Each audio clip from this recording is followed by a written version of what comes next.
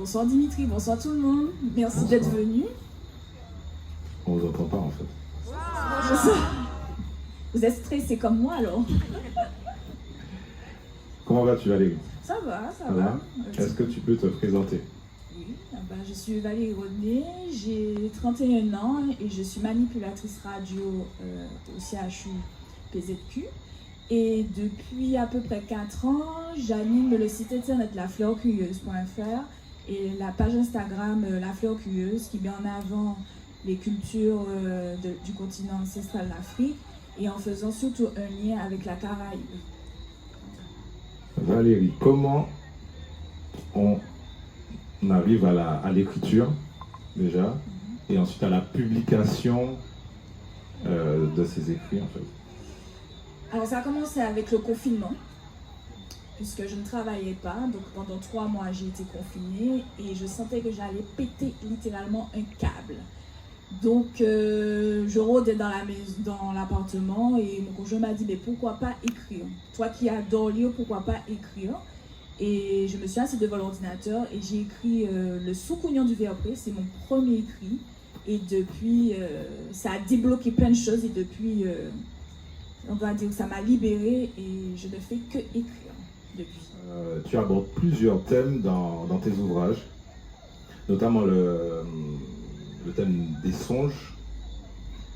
Par exemple, dans Mystère et Boule de Kribiche, le héros Évariste, je ne sais pas où tu cherches les prénoms, mais le héros Évariste résout certaines enquêtes grâce à la visite de son aïeul en fait. Est-ce que c'est une histoire personnelle? Pas vraiment personnelle, mais je vais pas mentir, j'ai déjà eu la visite de mes aïeux trépassés en songe, donc voilà. Et surtout parce que dans mon entourage, et même les gens que je ne connaisse pas, quand on commence à discuter, ils confessent que des fois, en songe, leurs aïeux viennent leur rendre visite. Donc pour moi, ça me paraît quelque chose tellement de courant et banal en Martinique que je voulais vraiment mettre ça en avant. Mais tu es consciente que quand tu nous dis ça là comme ça, ça fait... Oui, je peux. Je sais pas, oui. Peut-être que vous, c'est cool. Est-ce que vous recevez des visites de vos aïeux le soir? Levez la main, on va pas vous juger. On ne vous juge pas. Ne me laissez pas toute seule. Mais voilà. N'est-ce pas réconfortant des fois? Ça fait pas peur? Ok, vous êtes tranquille quoi. Bon, c'est cool. Non, si c'est des gens qu'on aimait, non, pour moi c'est réconfortant. C'est réconfortant. Le seul truc qui me dérange des fois, c'est qu'ils te lancent des paraboles, puis à toi de te démerder avec ça. Tu te dis, ouais, mais qu'est-ce qu'il a voulu dire, machin, puis tu vas chercher, comprendre ce qu'il voulait dire. Donc, c'est ça, c'est un jeu, on va dire. Un petit jeu. Ok. Et, on parlait de l'homosexualité aussi, qui est, je trouve, un tabou, qui reste quand même tabou, alors que nous sommes quand même en 2023, et je trouve que c'est intéressant d'en parler. Surtout que j'ai remarqué, enfin, dans mon entourage, les gens qui critiquent les homosexuels, ce sont eux qui font le plus de choses en soum-soum. Donc voilà, je voulais quand même dénoncer ce genre de choses. Mais du coup, est-ce qu'on peut partir du principe que la Martinique et plus globalement dans la Caraïbe, l'homophobie est quand même très développée en fait? Oui, c'est développé, mais je trouve quand même qu'il y a eu des améliorations, parce que ça a fait à peu près 2 ans que je suis rentrée et je trouvais que je voyais des jeunes hommes qui mettent des jupes et tout ça. J'ai trouvé ça super, sans qu'ils se fassent insulter. Alors, je mets des jupes pendant le carnaval. Oui, mais hors le carnaval, et j'ai trouvé ça génial, le fait qu'ils marchent dans la rue sans se soucier du regard des autres, sans des critiques. Et je n'ai pas eu de regard bizarre, donc j'ai trouvé ça super intéressant, qu'il y ait quand même une évolution de mentalité. Le continent africain a une importance très grande importance pour toi. Est-ce que tu peux nous en dire plus? Oui, c'est une importance pour moi parce que j'ai appris à Rodney que ma branche maternelle qui est installée en Côte d'Ivoire depuis 10 années.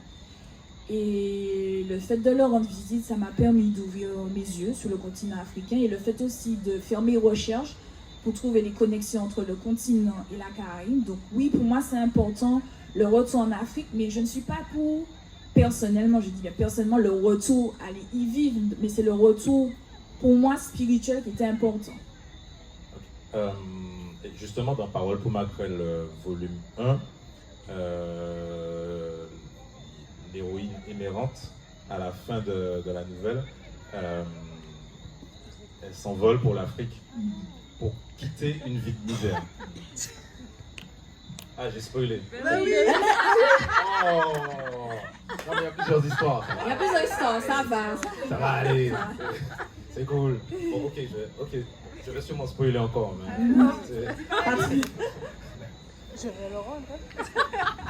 quelle était la métaphore en fait? Parce qu'à l'époque des Meurantes, c'était comme une vie assez difficile. Hein. C'était post-esclavagiste, excusez-moi. Et donc c'était assez difficile. Et je voulais mettre en avant que le fait que voler aussi, ça ne veut pas dire vraiment métaphoriquement aller, comme je dis, en Afrique, mais c'est plutôt spirituellement aussi se déplacer en Afrique, reconquérir l'Afrique, sa culture, il y a plusieurs cultures, excusez-moi, ses traditions et surtout ses diverses spiritualités qui sont vraiment intéressantes. C'est ce côté métaphorique que je voulais mettre en avant. Quel est ton rapport à l'oralité? Quelle vision tu as sur la place des femmes dans le milieu des conteurs en fait? Dis-moi tout. Eh ben pour commencer, j'ai une tante, c'est ma tante, la soeur de ma mère, qui vivait en Guadeloupe et c'était une prof de français, histoire géo et qui adorait les contes. Donc à chaque fois que j'allais en vacances en Guadeloupe, elle me racontait des contes, mais tout le temps et j'en raffolais. Et je trouvais que ma tante Patricia, qui est une petite dame toute coquette, toute menée, qui me raconte des contes, qui me parle des Soukounians, qui me parle de Tissapoti. Vraiment, j'ai trouvé ça vraiment intéressant et je voulais retrouver ce côté-là en écrivant des contes, en étant là et puis en écoutant ma tante ou la mamie ou le papy parler. Et je trouve que l'oralité, c'est quelque chose d'important, c'est quelque chose, je dirais même c'est le ciment de notre culture, l'oralité, mais malheureusement qui se perd. Et je trouve que c'est dommage, d'où le fait que j'ai commencé à écrire des contes justement pour revaloriser cette oralité et surtout pour faire en sorte que les gens qui n'aiment pas lire puissent lire. L'occulte, c'est un domaine qui te passionne particulièrement. Oui. Tu fais la timide. Oui, c'est vrai. Du coup, qu'est-ce qui t'attire dedans en fait? Explique-nous tout. Déjà, à la base, je suis déjà quelqu'un de très rebelle et qui n'aime pas trop les tabous. Hein. Donc, c'est vrai que le coup de chez moi, c'était très tabou. Et donc, ça m'a incité un peu à... Tu vois, ma famille disait, toute bagaille, c'est diable. Au cas où c'est diable.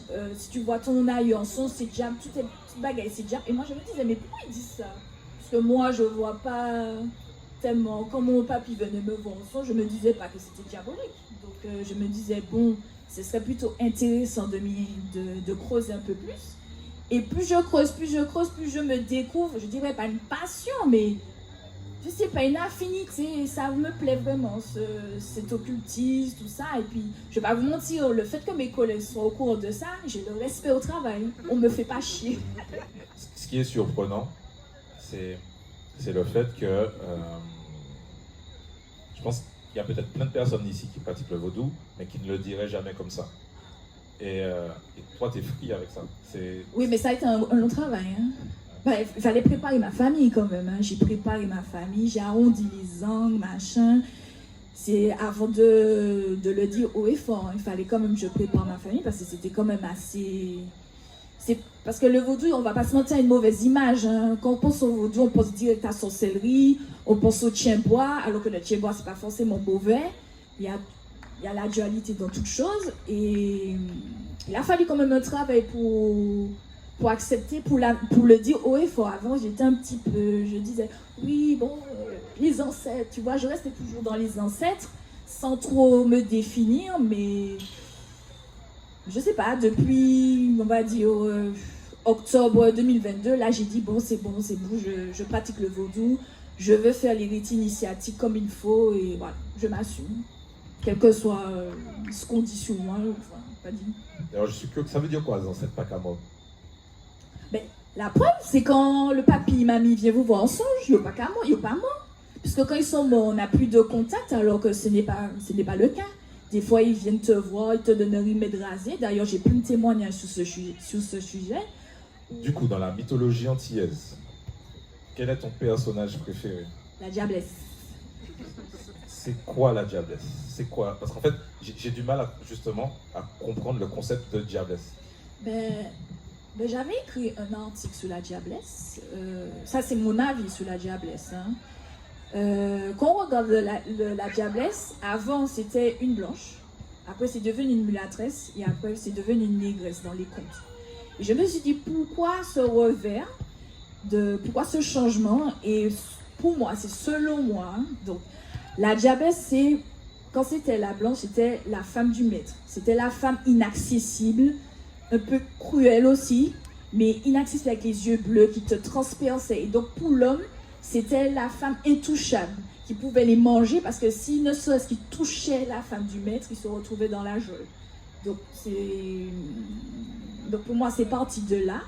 Et après, il y a eu la mulâtresse qui est devenue la bourgeoise, toujours inaccessible aussi pour le Martiniquais du Champ-de-Cannes, on va dire. Et après, c'est devenu la négresse dans le fait que la femme qui assume ses relations sexuelles, qui assume d'être une majorine, qui assume de te dire foutez les camps. Donc ça évolue avec le temps. Donc c'est ça. Pour moi, la diablesse, c'est une dame. Maintenant, elle représente la femme qui s'assume et qui... Bonsoir tout le monde, j'espère que vous passez un bon moment. Nous, on est super contents d'être là avec vous. On vous propose une petite pause tout en douceur, en musique, avec Manuel Mon Désir, sous vos applaudissements, s'il vous plaît, pour nous encourager. Nous, j'atourne vivre, sans nourrir, mais joindre une pièce côté. Fais-moi douter. Dis qui ça, moi, les qui m'ont maillé. Pour sauver l'amour, nous devons commencer.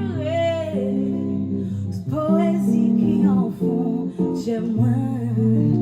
Mais moi, pas ni temps pour baby. Moi, là. T'es qu'à vivre pour baby, moi là, moi choisis la vie moi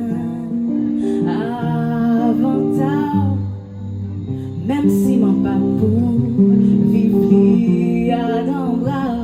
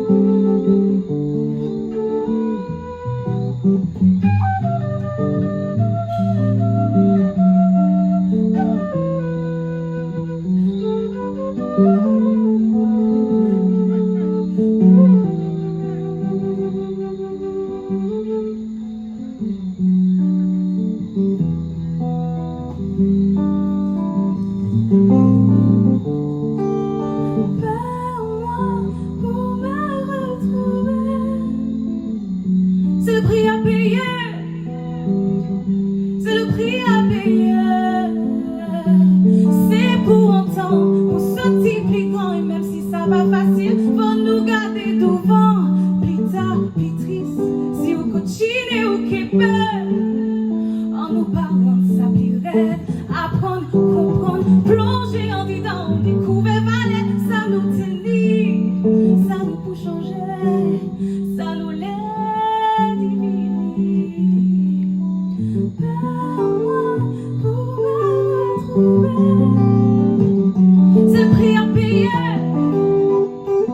le prix à payer.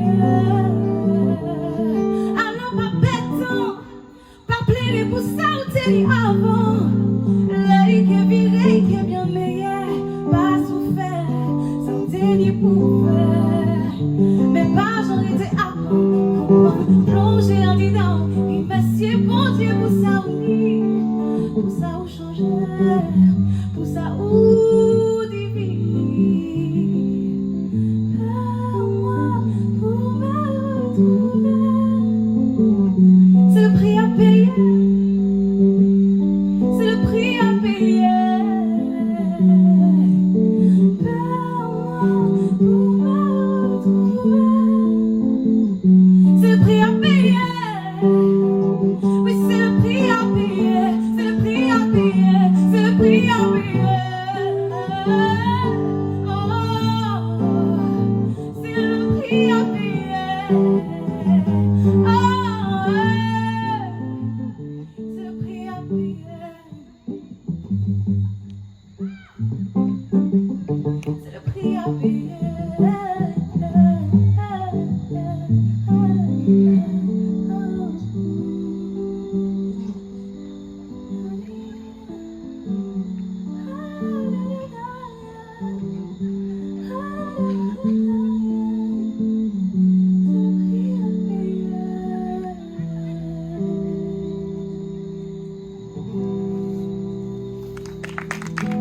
Manque à sentir tout près, tout près, tout près d'y posséder.